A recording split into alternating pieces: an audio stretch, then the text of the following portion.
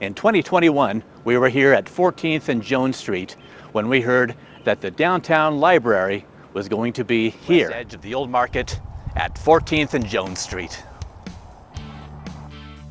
They removed the tree growing out of the side of the building. In addition, they completely renovated the 130-year-old building, and we were quite impressed.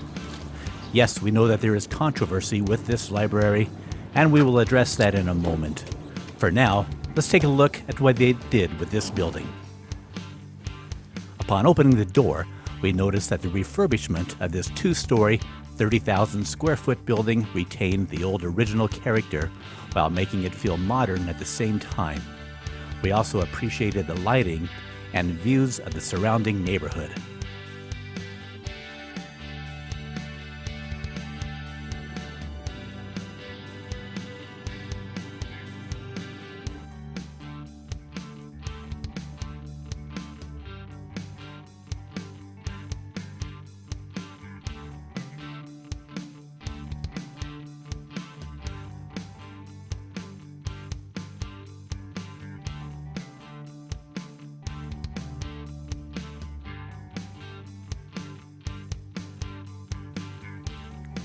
A couple of years ago, we were also saying goodbye to the city's central library and goodbye to one of downtown's examples of brutalism, which of course is a style of architecture popular in the 1970s.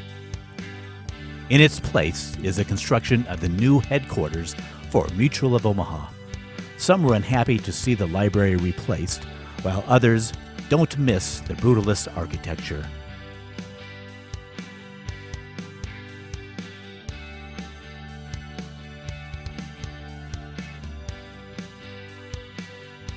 Regarding the new Central Library, construction began about a year ago at 72nd and Dodge Streets.